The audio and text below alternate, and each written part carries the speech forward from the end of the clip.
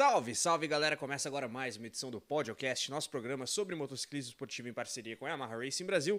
Eu, Carlos Costa, estou aqui na companhia de Guilherme Longo nos estúdios da Motorsport Network, Fausto Macieira, comentarista do Mundial de Moto Velocidade nos canais ESPN, sempre conosco, e vamos tratar do GP da Tailândia, antepenúltima etapa da MotoGP 2024, meu caro Guilherme. Fausto, choveu por lá, como era a expectativa, aliás. Já vou dar deixa aqui para o seu brap inicial e os primeiros comentários sobre essa corrida importante na briga pelo título. Fausto. É isso, bom dia Carlos Costa, bom dia Guilherme Longo, brap, salve rapaziada que nos acompanha aqui no podcast da Yamaha Racing Brasil e da Motorsport Brasil. É um GP tenso, né? Talvez o mais tenso e um dos mais importantes, o mais importante da temporada. No domingo a coisa mudou, se esperava a chuva, 70% de possibilidade de chuva na pista de Buriram, e isso acabou acontecendo e determinando uma corrida muito mais aberta, e é difícil pilotar essas motos já na pista seca, na pista molhada, com todo esse peso da aerodinâmica na frente, fica ainda mais complicado, mais perigoso, né? Muitas saídas de frente.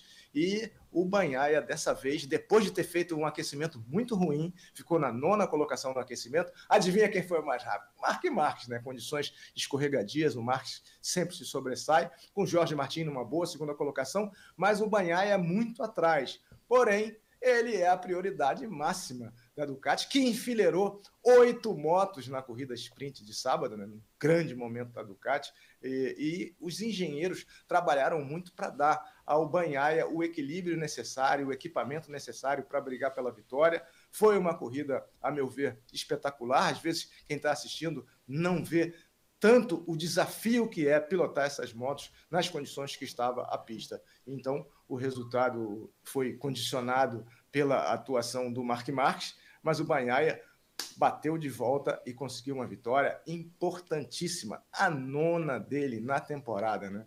Ele tem o mesmo número de vitórias agora numa temporada do que Valentino Rossi, Casey Stoner, Dani Pedrosa e Jorge Lorenzo. Boa companhia, né, rapaziada? Excelente companhia, de fato, destaque aí para a 9ª vitória do Pecco no ano, né, Gui? Sprint, então, com triunfo do Enea Bastianini, o nosso glorioso Jorge Martin em segundo, o Bagnaia terceiro. Na corrida a gente viu o Marc Marques ali como protagonista, mas, no fim das contas, Bagnaia vencendo e Martin fazendo um pouco do dever de casa, né, Guilherme? Primeiro, salve todo mundo, né? Um abraço pra galera que tá acompanhando o nosso podcast. Eu, inclusive, estava comentando com o Fausto antes do início da nossa gravação que eu fiquei um pouco decepcionado com o Martin no domingo. Eu entendo ele querer jogar com o regulamento embaixo do braço, de querer marcar o Pecco, mas eu achei uma corrida muito apagada da parte dele. Uma corrida que ele... Não dá nem pra falar que ele foi pouco combativo, ele foi nada combativo. Tava com medo de errar, será? E eu acho que talvez o trauma de Misano ainda tava falando mais alto ali. Por mais que seja uma situação diferente, aqui uma corrida que começou com chuva, já desde cara... Eu não sei, eu fiquei um pouco decepcionado com o Martin no domingo, eu esperava um pouco mais de combatividade dele. Mas quando a gente olha pro total do fim de semana, ele entra com 20 pontos de vantagem, ele sai do sábado com 22 e termina domingo com 17. Então, no fim das contas, ele só perdeu 3 pontos pro Pecco Bagnaia. Não é lá muita coisa, são 17 pontos de vantagem ainda, com 74 em jogo nas 2 últimas etapas. Fausto, a situação do campeonato tá aí próxima ainda, com margem de virada pro Bagnaia, mas o Martin, apesar de uma combatividade não tão forte aí que o Guilherme apontou, ele fez algo que ele tinha que fazer, chegar em segundo, mesmo em caso de vitória do Bagnaia, conseguindo administrar a vantagem aí na Tailândia, Fausto. Pois é, assim, eu estava conversando com o Guilherme e meio que peço licença para discordar um pouco dele, porque Manda brasa. Eu achei que a largada do Martin classificou na primeira fila, na 3ª colocação, com o Bastianini em segundo e o Bagnaia na pole, e ele conseguiu uma largada estupenda, né? Ele largou muito bem, aliás, o Quartararo também largou muito bem, e liderou a prova até perder o controle da moto na curva 3. É uma reta de 1 km, depois você tem uma freada forte, e nessa ele saiu da pista, e por conta disso, perdeu a primeira posição, recuou para terceiro e veio atacando, né? O Marc Marques, sobretudo, veio atacando o Bagnaia, que aproveitou esse lance para tomar a liderança, e eu achei que quem errou, achei que quem se precipitou foi o Marques, né? Porque tentou, já tinha tentado 2 vezes na curva 12, A moto do Marques, a gente já falou isso 300 vezes, né? É a moto 2023, que não tem a mesma potência, não tem a mesma reaceleração das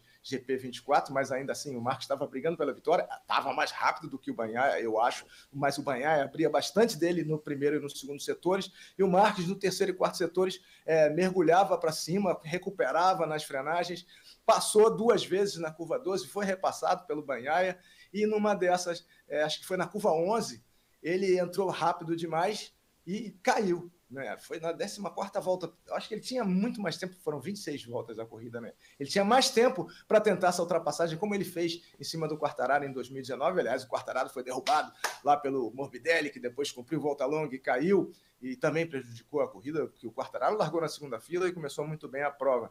Mas dessa vez, e o próprio Marques falou, eu fui o mais rápido, provavelmente, mas não fui o mais inteligente. E aí ele caiu na curva 11 e o Martin, que vinha logo atrás, olhou e falou assim, pô, vou cair também, né? Porque era muito fácil perder a frente pesada com esses componentes aerodinâmicos. Aí quando ele viu o Marques caindo, ele deu uma consertada e conseguiu seguir em frente, tentou buscar o Bagnaia, mas as condições eram muito perigosas, a pista estava muito escorregadia, muito traiçoeira, e essa segunda colocação deu a ele uma diferença. Ele perdeu 5 pontos, perderia mais ainda, né, se o Marques tivesse ficado na segunda colocação. O ideal para ele era que se o Marques tivesse passado, que aí a diferença cairia para 4 pontos, mas 1 ponto a mais, 1 ponto a menos não faz tanta variação. Então, achei que a corrida do Martin foi boa, foi dentro dos padrões que ele precisa, e o fato é que de 18 grandes prêmios, o Martin liderou 15, né? O Bagnaia, com todas as 9 vitórias e tudo mais, o Martin fez mais um segundo lugar. Se o Bagnaia tem 9 vitórias, o Martin tem 9 segundos lugares, e isso o deixa na liderança agora com 17 pontos, mas ainda assim, né, como falou o Gui, são 74 pontos, ainda assim, podendo chegar em segundo em todas as corridas, e ele vai lidar com isso, né, vai lidar contra toda a equipe Ducati, e tendo um primeiro match point, uma primeira chance de fechar o título no próximo fim de semana na Malásia. Não é fácil, mas ele tem a primeira oportunidade de levar o número 1 para a Aprilia. Interessante isso, né? Primeiro match point já neste fim de semana, GP da Malásia. Agora, Fausto trouxe alguns elementos que me remeteram até a classificação do GP da Tailândia, né? Martin caindo, Marques caindo, depois a gente viu o Mark tendo ali a queda na corrida principal. Mas, Guilherme, você vê título decidido já neste fim de semana? Eu acho que não, hein? Não, eu acho que assim, o Martin teria que aumentar essa diferença de 17 para 38 pontos. Não poderia nem ser 37, porque no critério de desempate o Pecco tem mais vitórias na temporada. Então ele teria que aumentar essa diferença em 21 pontos, o que significa que o Bagnaia teria que basicamente zerar a sprint e ir muito mal na corrida, e o Martin maximizando as oportunidades de pontos. Eu não vejo isso acontecendo, é muito difícil. Depende de uma combinação muito catastrófica para o lado do Bagnaia. Mas o Fausto trouxe aí elementos e eu quero destacar 2. Marc Marques. O que a gente está vendo o Marques fazer agora que ele está plenamente adaptado com a Ducati e com uma Ducati de 1 ano de idade, eu acho que fica muito claro que ano que vem o Bagnaia vai ter muitos problemas para ser o favorito ao título. O Marques está vindo com tudo. Se eu for fazer uma previsão hoje, eu diria que ano que vem Marc Marques leva o heptacampeonato da MotoGP e o 9º título mundial de motovelocidade no geral. O que o Marques tem feito nessas últimas etapas, plenamente adaptado com a Ducati, é um negócio absurdo. Ele está tirando performance, ele está igualando, ele está superando uma moto que é muito superior, porque tem uma diferença muito grande entre a GP23 e a GP24. E ele é o único que consistentemente faz isso. Exato, ele está neutralizando isso num nível muito grande. Então, palmas para o Marc Marques, o que ele tem feito nessa reta final da temporada. Eu acho que 2 pessoas estão com muito medo dessa performance do Marques. E essas pessoas são Pecco Bagnaia e Didi Dall'Igna, porque o Dall'Igna sabe que ano que vem ele vai ter um foguete na mão para se preocupar. E o segundo elemento é o Quartararo. Que fim de semana bom do Quartararo, infelizmente limitado pelo toque que sofreu do Morbidelli. Conseguiu se recuperar, ele cai, vai lá para o fundo do grid. Classificação excelente também. Classificação excelente. E na corrida ele se recupera, mesmo com uma Yamaha que tá remando, tá se esforçando, mas que ainda tem dificuldades para acompanhar as outras motos, ele vai e consegue subir posições, ele termina na beira da zona de pontos, em 16º. Então, um bom fim de semana do Quartararo também, para mim, um destaque positivo. Fausto Macieira, você acompanha o relator Guilherme Longo? Eu acompanho, gostei da atuação do Quartararo, gostei da atuação das KTMs, sobretudo do Pedro Acosta, que também Belo saiu pega reto comida. Sim. Pois é, saiu reto na curva 3, era difícil, porque esse primeiro trecho é um retão de quase 800 metros, uma curva de 90 graus, depois um retão e essa curva 3, o Acosta saiu reto lá, conseguiu voltar e conseguiu brigar. As KTMs andaram forte, né? Tivemos 3 KTMs nos top 6, né? E, assim, eu acho que o Martin está lidando com uma situação muito desafiadora para ele, porque tivemos problemas na Aprilia do Raul Fernandes, né, que teve um problema técnico, falhou o freio motor, ele caiu. Tivemos um problema na Aprilia do Lorenzo Savadori, que também falhou o freio motor e caiu. E o Miguel Oliveira, que não correu, caiu por conta de um problema técnico, também na Indonésia, né? Então, a situação da Aprilia, dificilmente o Martin terá condição de ser campeão na Aprilia, pelo menos a curto prazo, né? Porque a gente vai ter os motores congelados no ano que vem. Então, ele está jogando tudo na possibilidade de levar esse título, e a Ducati tentando evitar que isso aconteça. A declaração diplomática é que são todas iguais, que vai ser sempre uma Ducati, mas o empenho é para que o Bagnaia garanta esse título. Eu vejo o Martin mais rápido que o Bagnaia no momento, vejo o próprio Marc Marques com as dificuldades de equipamento mais rápido que o Bagnaia no momento, e depois de 204 corridas, foi a primeira que o Bagnaia venceu com pista molhada, a primeira corrida de grande prêmio que ele venceu em pista molhada, que é um dado assim extraordinário, e a possibilidade de chuva para a Malásia no domingo é de 70%, como era de 70% ontem e acabou se confirmando. Então, o Bagnaia continua tendo que atacar, continua tendo que lidar com o Martin colado nele, fazendo as mesmas escolhas de ajuste de equipamento que ele, porque eles têm essa telemetria aberta, e os outros querendo interferir, né? O Marc Marques vai querer ganhar na Malásia de novo, o Enea Bastianini ganhou a sprint, né? Então eles vão brigar entre si, não há jogo de equipe, especialmente entre o Bastianini e o Marques e os pilotos que estão brigando pelo Campeonato Mundial. Então, são muitas as probabilidades. Se chover, as KTMs vão andar forte também.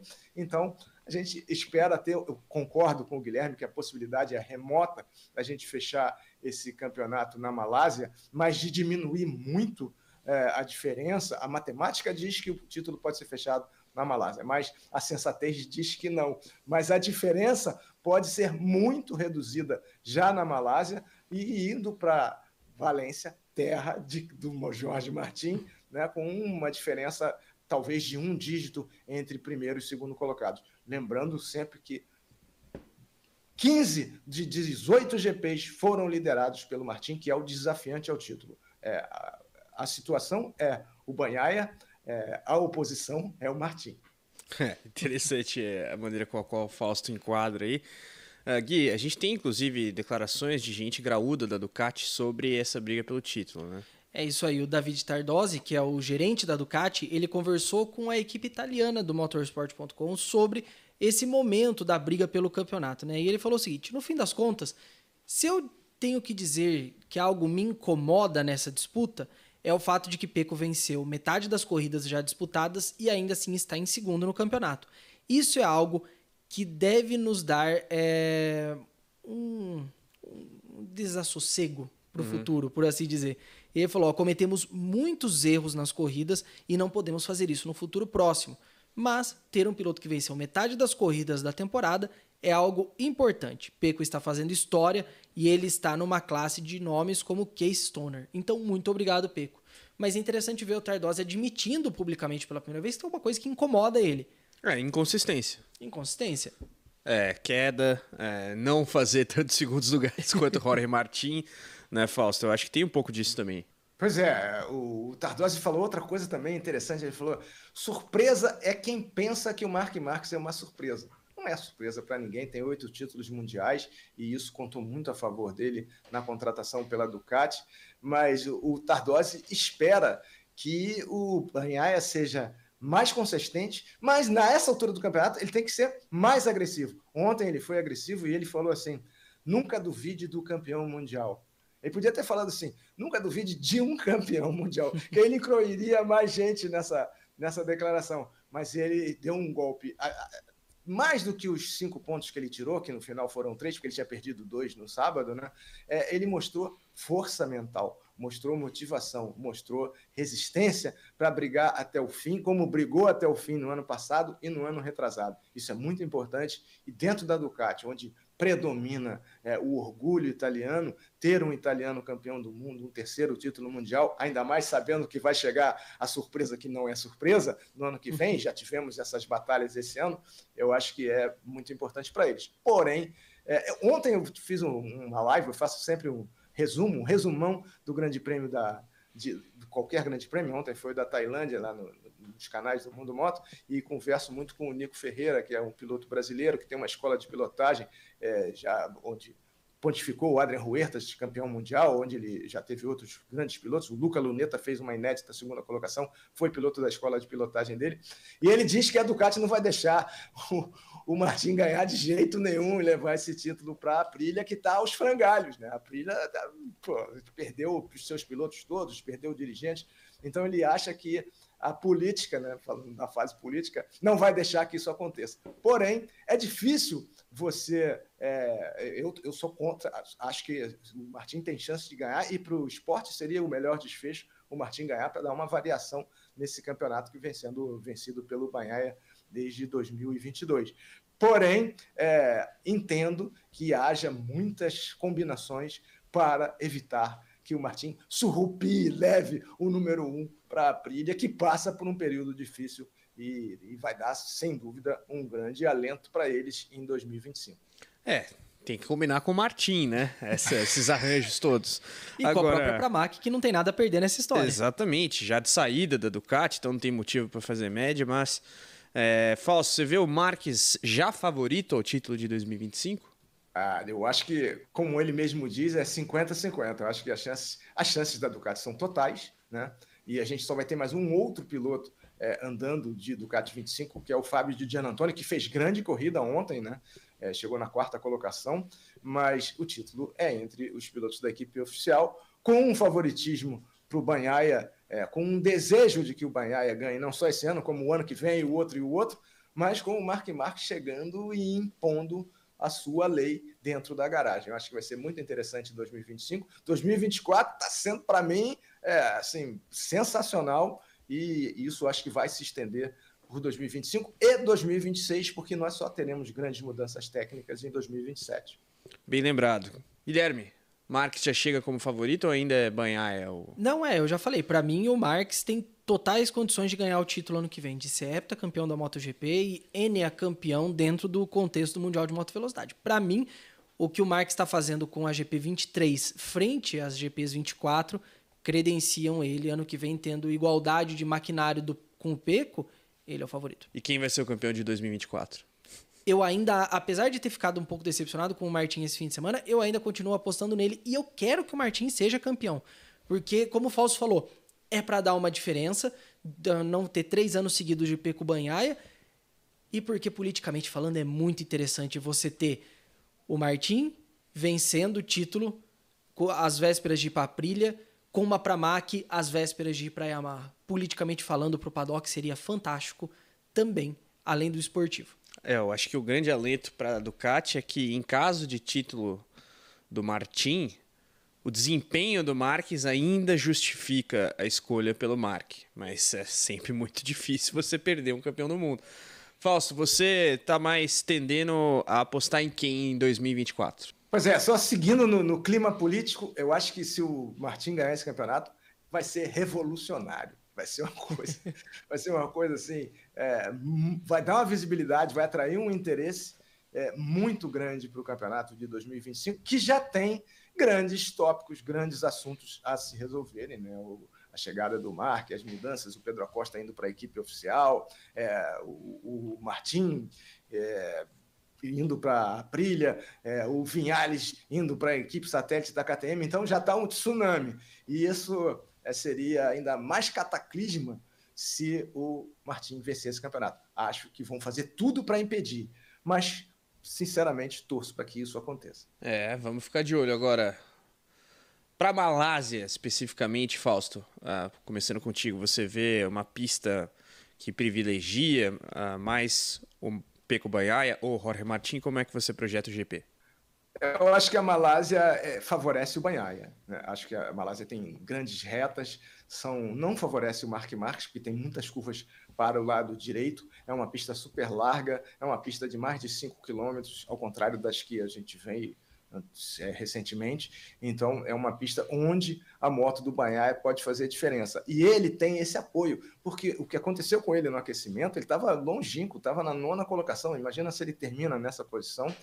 Se o resultado do aquecimento fosse o resultado da corrida, seria uma vantagem. O Bagnaia faria 7 pontos contra 20 do Jorge Martin e 25 do Marques. O Marques agora já está fora da briga, tanto ele quanto o Bastianini, mas eu acho que a Malásia vai ser onde o Pecco vai novamente entrar com tudo. Eu achei que ele não iria fazer a pole, achei que a pole seria do Martin, e a gente faz sempre uma aposta na cabine. Uma aposta não, uma brincadeira, e eu achei que o Martin iria fazer a pole, porque ele é muito bom de volta lançada, e o Bagnaia puxou lá de dentro uma volta boa para sair na pole position, saiu muito bem, mas o Martin fez uma oposição forte a ele. Eu acho que isso vai acontecer também na Malásia.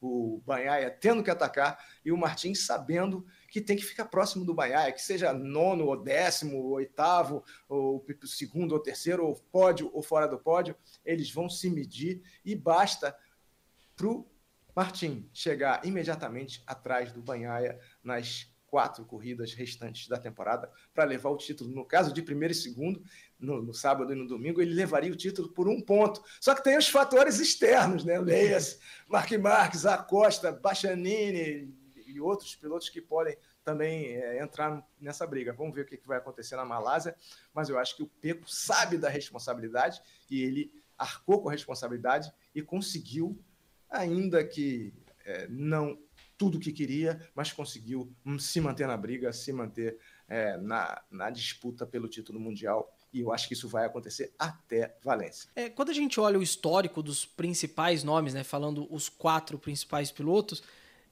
não tem um destaque assim, né? O Bastianini é o atual vencedor do GP da Malásia, venceu ano passado muito bem, foi uma ótima vitória, inclusive uma volta por cima dele depois de um ano muito complicado. O Bagnaia é o vencedor de 2022, antes disso ele tem só uma vitória na Moto3. O Martin não venceu na Malásia, nem na Moto2, nem na MotoGP, só na Moto3. E o Marques não tem Sepang como uma das pistas fortes. A última vez que ele venceu foi 2018.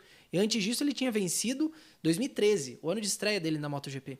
Então, é um fim de semana interessante, porque nenhum dos 4 se destaca muito. E se for para apostar, eu acho que o ano passado, ferrado do jeito que estava, o Bastianini fez uma grande prova, eu acho que tem tudo para ele repetir esse ano, e aí fica a disputa Martin e Bagnaia, quem é que termina na frente. Martin vai fazer o dever de casa e marcar o Bagnaia? Eu acho que chegou o momento da temporada que dá para fazer isso. Eu talvez arriscaria uma corrida, terminar à frente dessas 4 que ainda faltam, os 2 GPs e as 2 sprints, só para dar uma respirada. Aumentar de novo essa vantagem para 20 e a partir dali controlar realmente. Então talvez forçar um pouquinho mais na sprint e aí depois o resto dá para marcar bloco. Eu acho que o Bastianini tem boa chance de vencer na Malásia. Acho que o Marques vai ficar para trás da Malásia. Nessas 2 retas ele não vai ter o mesmo desempenho. Quer dizer, se chover, né?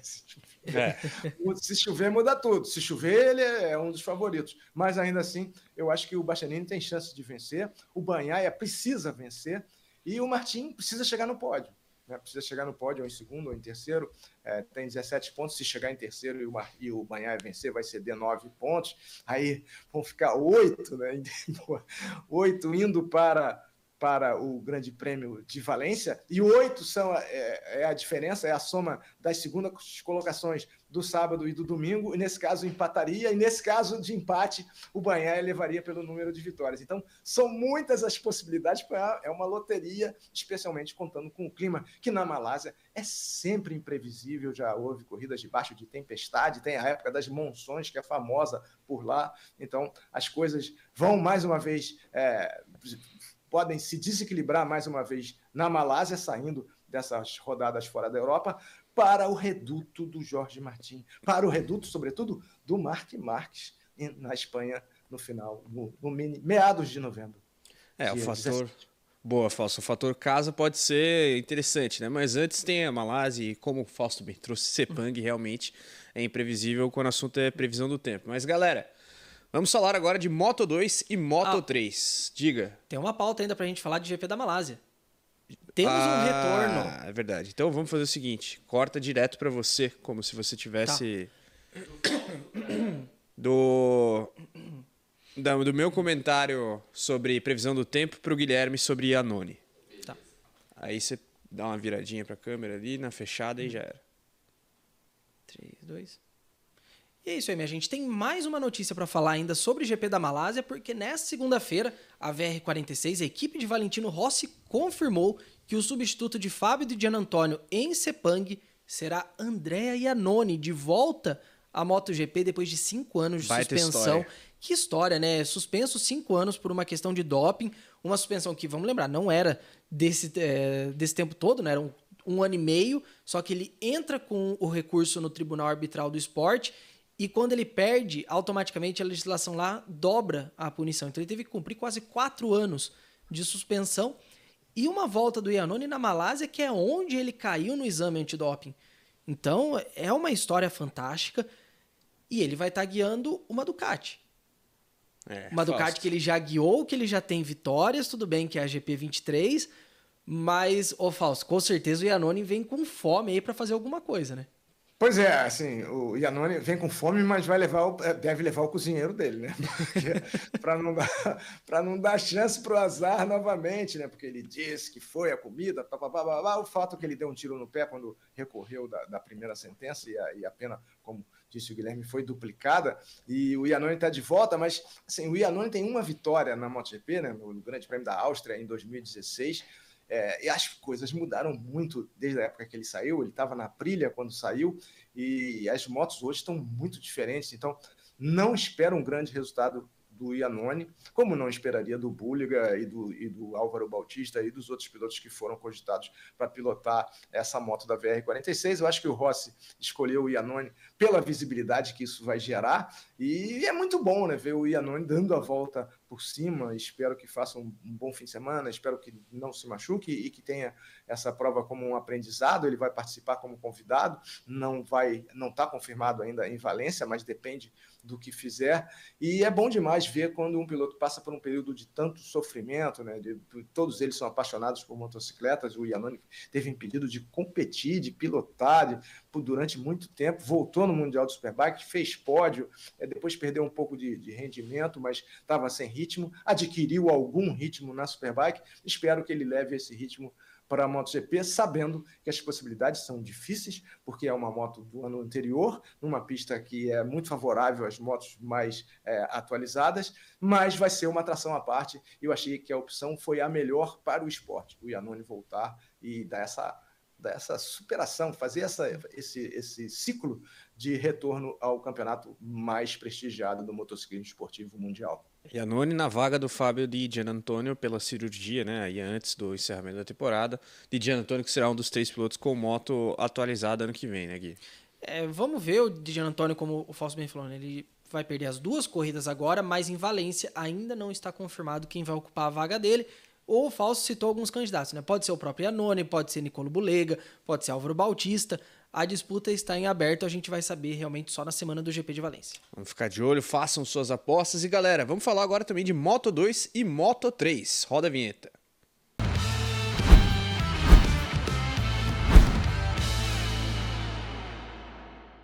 Guilherme Longo, etapa muito importante de Moto2 e Moto3 neste fim de semana na Tailândia. Afinal, tivemos algumas definições das mais importantes. Tivemos títulos, tivemos recordes sendo batidos, mas vamos começar falando de Moto2. A Ogura, oficialmente campeão da Moto2 de 2024, foi segundo colocado numa prova vencida por Aron Canet, mas a diferença agora é de 61 pontos, com 50 só em jogo. Então, oficialmente, a Ogura campeão da Moto2.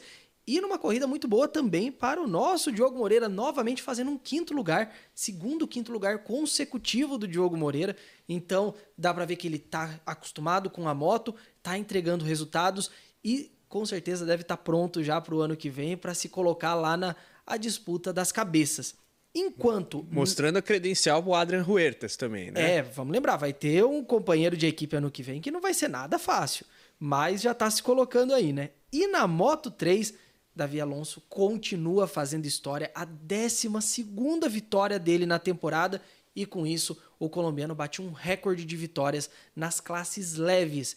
Nem Marc Marquez, nem Valentino Rossi, ninguém conseguiu em um mesmo ano 12 vitórias dentro de uma mesma classe. Então, Fausto, a gente vem falando aqui, né, do tamanho da temporada do Davi Alonso, mas é histórico. Ele já deve estar chamando a atenção não só do pessoal da Moto2, mas até as equipes da MotoGP, né? Pois é, o Alonso é um fenômeno, né? Conseguiu a sua 12ª vitória.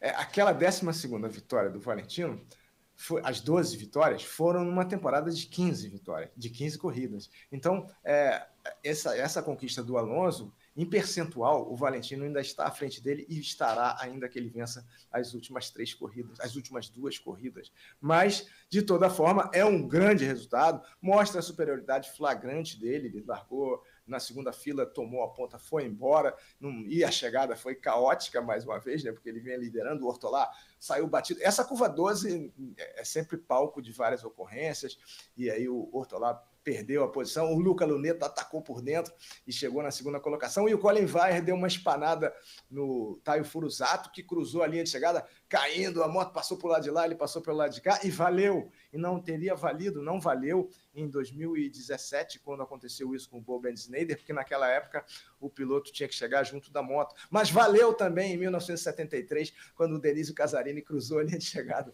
em Interlagos sem a moto, e valeu a colocação do Casarini, bandeirada dada pelo saudoso Eloy Gogliano, presidente do Centauro Motoclube, um dos grandes pioneiros do motociclismo esportivo no Brasil. E o título mundial do Ogura foi espetacular, como espetacular foi a corrida do Diogo Moreira, né? O Moreira, que largou na primeira fila, o Ogura fez a pole, já mostrando que queria fechar essa temporada com uma grande classificação, com um pódio. O Aron Canet, que era o vice-líder, largou em segundo, o Moreira em terceiro. E o Moreira, na primeira volta, já mandou os dois, né? Ele tomou a ponta na primeira volta, fez uma ultrapassagem maravilhosa, acabou não conseguindo completar, né? Porque ele abriu a trajetória e a pista estava seca, felizmente, né? E aí se envolveu em batalhas. Eu achei que o Ogura, que precisava de um top 5, não ia se arriscar tanto, mas se arriscou tanto que eles chegaram, acho que na segunda ou terceira volta, na curva do Aron, já estava na frente nessa confusão, e eles chegaram juntos na curva 12, o Lopes, o Moreira no meio e o Ogura. Pô, eu lembro, vai sobrar alguém. Felizmente não sobrou ninguém naquela situação, mas o Moreira disputou de igual para igual com grandes nomes, com os 2 nomes que brigaram pelo título mundial, terminou na 5ª colocação, porque no final ele provavelmente ficou sem pneus, né? Está se acostumando com a categoria. O Sonkiat Chantra, que é o herói local, que estava com a moto toda pintada de tigre, a moto estava linda, a moto do Chantra, conseguiu ultrapassá-lo nas voltas finais, mas o Diogo mostrou mais uma vez a sua força, e no campeonato de novato do ano, ele agora está a 5 pontos do Senna Agios, né, que foi ao pódio na etapa da Austrália. Acho que o Diogo está muito perto do pódio, espero que nessas 2 etapas ele consiga chegar lá, vai ter mais 2 chances para chegar na tribuna de honra, e está fazendo uma temporada sensacional para um novato, nos enchendo de orgulho, assim como o Davi Alonso está deixando os colombianos orgulhosos na Moto3, e tem uma coisa combinada do Davi Alonso para a 13ª vitória, que pode ser neste fim de semana. Ele quer fazer uma homenagem, como fez? Ele fez um álbum de figurinhas, não sei se vocês viram no Parque Fechado, ele mostrou um álbum de figurinhas com cada vitória das 12, e ele quer fazer uma outra homenagem, que já está planejada, de, se ele conseguir a 13ª vitória, homenagear o Ángel Nieto, né? Colocando 12 mais 1, de alguma forma, uma numeração na moto dele e tal, homenageando o grande campeão espanhol. Então, espetacular o título do Ogura, mas celebrado de maneira oriental, né? O Ogura falou na coletiva de imprensa depois da corrida, assim, eu não tenho um grande talento, não tenho um grande talento, mas o meu sonho era ser campeão mundial, em qualquer categoria. meu sonho era ser campeão mundial. E ele fez todas as etapas do Campeonato Mundial, Asia Talent Cup, Rookies Cup, Junior GP, Mundial de Moto3 como convidado, depois se firmando na equipe Honda e conquistando o título por uma outra equipe que não era a Honda, saiu da Honda para a MT Helmets, parabéns a MT Helmets e a Bosco Escuro pelo título, e vai subir para a MotoGP na Aprilia, né? Vai subir na Honda, que foi quem determinou os passos deles. Então ele é muito cerebral, ao contrário do Davi Alonso. São personalidades diferentes e campeões diferentes, mas muito representativos do que é o motociclismo esportivo. Vamos ver o que vai dar na classe principal. Só falta ela, né? Tivemos a Espanha vencendo na Moto E, a Colômbia vencendo na Moto 3, o Japão vencendo na Moto 2, e agora? Espanha ou Itália na MotoGP? Logo saberemos. Essa é a pergunta de muitos milhões de dólares. Agora, é curioso essa trajetória, na verdade, que o Fausto coloca do Ai Ogura, né? Saindo dos braços da Honda ali, agora chegando com moral na MotoGP em decorrência do título, né? A gente vê o Chantra também subindo. Vai ser uma temporada interessante para esses novatos na MotoGP. E o que eu gosto é que é uma temporada que vai ter muitos novatos. E eu defendo isso. É que a MotoGP tende a fazer mais do que a Fórmula 1. A Fórmula 1 tem um problema de renovação de grid muito grande. Mas a MotoGP faz isso com frequência e eu gosto disso. Os meninos, né, que são novos, os que estão ali na Moto 2, muitos deles merecem uma oportunidade e a grande maioria acaba tendo. Então eu acho que 2025 tende a ser uma temporada muito divertida em todos os lados. A briga pelo título lá na frente, olhando também a disputa, quem vai ser o rookie do ano, promete ser uma temporada bem legal na MotoGP. Sem dúvida, vamos ficar... Vão subir 4, né, da Moto 3 para a Moto 2, né? E vão subir 3 da Moto 2 para a Moto 3. É bastante então, gente. Muita gente para... Fora a turma que vai entrar na Moto 3 como novato também. E eu também estou otimista com relação ao Diogo, né? Não só por essa embalada aí no final do campeonato desse ano, mas projeção para o ano que vem também bastante positiva, agora plenamente adaptado aí à Moto 2. A gente sabe que o salto de Moto 3 para Moto 2 é bastante desafiador. Mas galera, vamos sair um pouquinho agora do asfalto para falar do Mundial de Supercross. Roda a vinheta.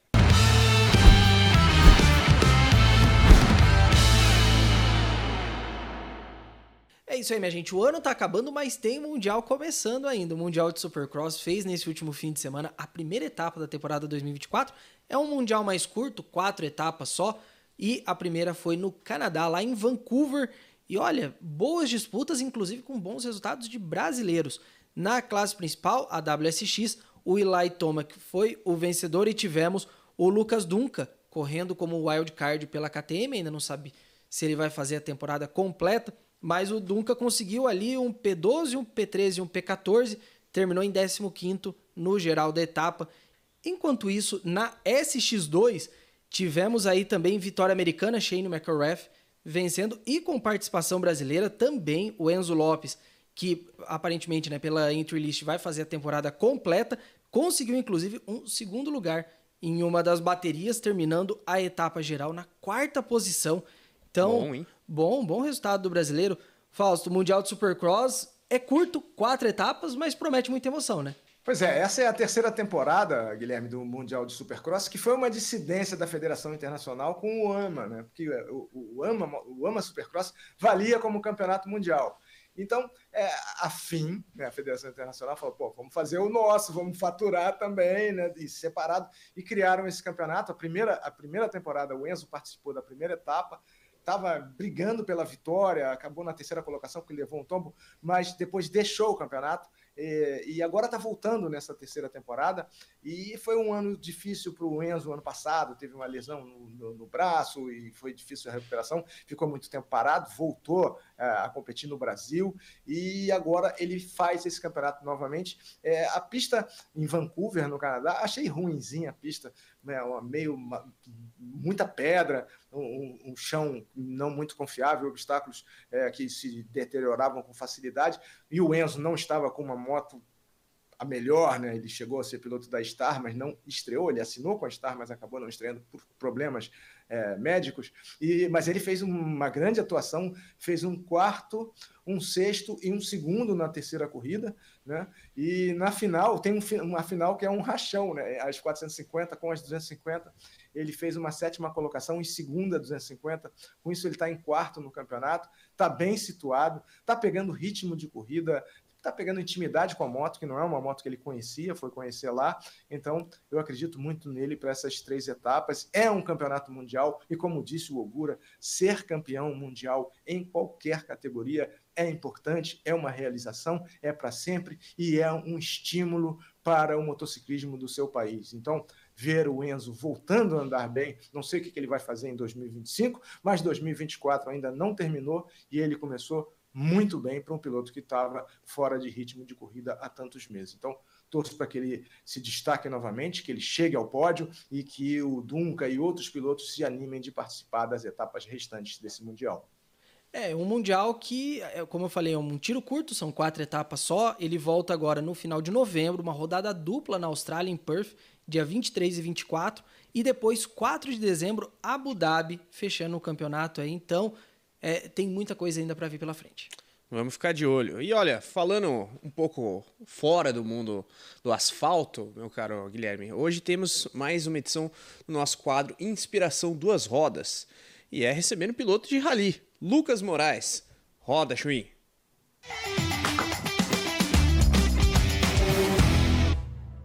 Fala, Carlos Costa, grande abraço para você, a todos ligados no Podcast. Estamos falando de motos, mas vocês sabem, tem muito piloto de carro que começou a se inspirar, a curtir velocidade em duas rodas. E estamos recebendo Lucas Moraes, piloto Toyota, representante do Brasil, que está ali, chegando perto do título do Dakar, multicampeão dos Sertões, mas que ao conversar com o motorsport.com falou porque meu pai e minha mãe sempre me inspiraram, sempre me apoiaram, me deram uma moto com 4 anos. Opa, moto, bora falar no podcast um pouco sobre moto. Tudo bem? É um prazer ter você aqui, Lucas. Tudo bem, eu que agradeço. Obrigado pelo convite. Quer dizer que moto, enquanto tinha um pessoal com aqueles triciclinhos lá, tac, você já mandava ver?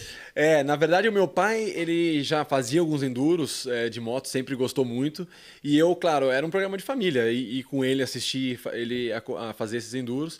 E eu, pelo que eles me contam, pedia dia sim, uma motinho para eu poder também andar. E aí até que eles falaram, tá bom, mas antes aprende a andar de bicicleta sem rodinha.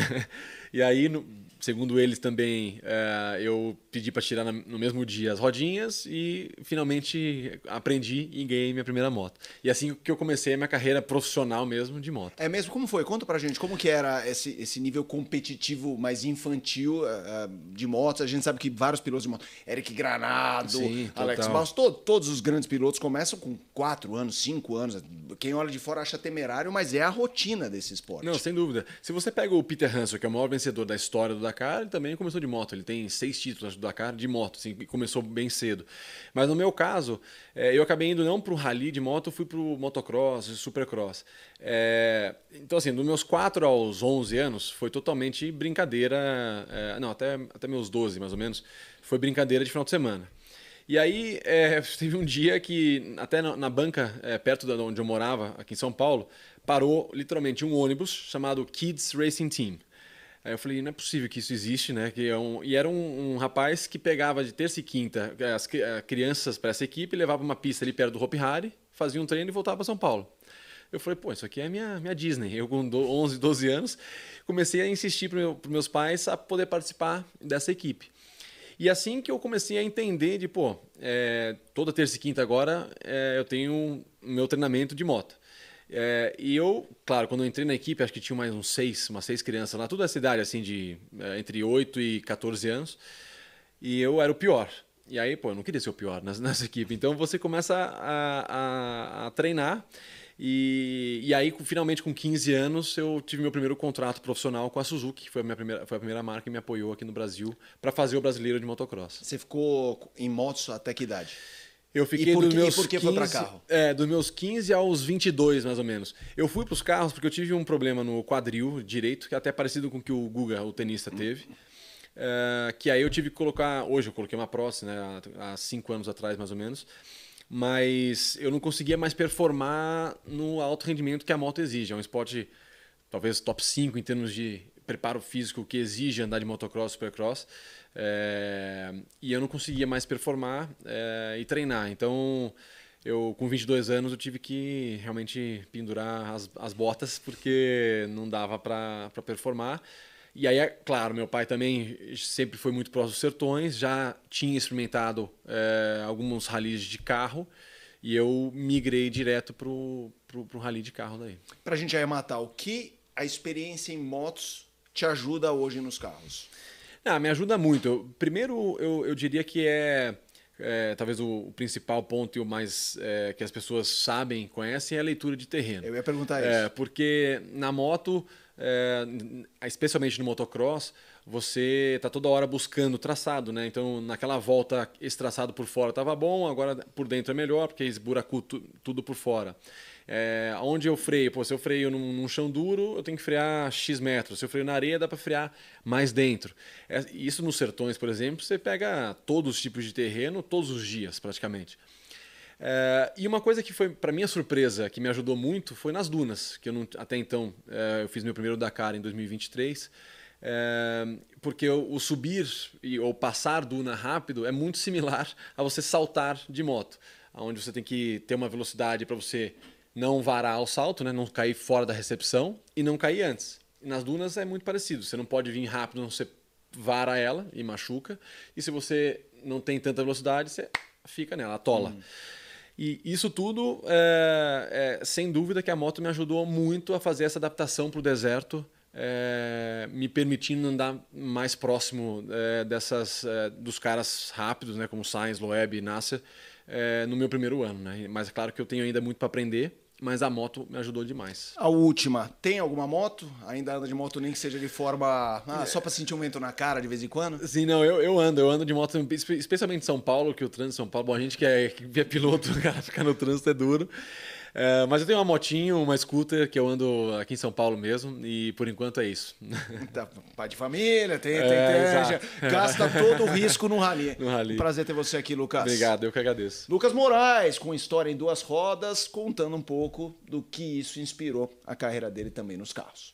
Bom, ouvimos aí o nosso grande representante no Dakar, no Mundial de Rally Ride também, e, claro, múltiplas vezes vencedor dos Sertões, meu caro Guilherme. Mas vamos chegando aqui à conclusão de mais um podcast com expectativa mais do que boa para o GP da Malásia. Gui, palpite? Olha, eu espero um fim de semana muito bom, muito animado, e retomo o meu palpite. Eu acho que Enea Bastianini pode ser o vencedor esse fim de semana, dado o que ele fez ano passado. Fausto, dando a deixa aqui pro seu brap derradeiro, palpite também ou não? Nessa eu acompanho o relator, vou com o Guilherme, eu acho que o Enea Bastianini tem grande chance de ganhar, vai deixar a equipe também e quer marcar a sua presença, como fez em Misano, né, com aquela ultrapassagem em cima do Jorge Martin. E só falando sobre o Lucas Moraes, que é um grande piloto, veio da onde? Do motocross, né? Veio do motocross, veio do supercross, e os pilotos de moto e supercross, quando vão para os carros, quando vão para os automóveis, especialmente no rally, eles têm uma facilidade muito grande porque sabem ler o terreno, sabem antever as situações e o que pode gerar de problema para o carro e para a pilotagem. Então, parabéns ao Lucas pela trajetória no esporte a motor, parabéns ao Marcos, que também é um dos grandes incentivadores do filho e dos ralis, das competições aqui no Brasil e no exterior. E boa sorte para todo mundo aqui, lá e acolá nas grandes competições que vêm pela frente. Valeu, rapaziada, aquele abraço, acelera Brasil! Boa, é isso aí, galera. Deixa aqui na área de comentários seu palpite também pro GP da Malásia de MotoGP neste fim de semana, a penúltima etapa do Mundial 2024. Galera, a gente vai ficando por aqui. Você já sabe, semana que vem tem toda a análise da etapa de Sepang e muito mais aqui no podcast. Então, se inscreve, ativa as notificações. Se você segue a gente nos agregadores de áudio, não se esquece também de se inscrever e mandar pra galera que vocês sabem que gosta de corrida. Um abraço, até a próxima. Tchau, tchau.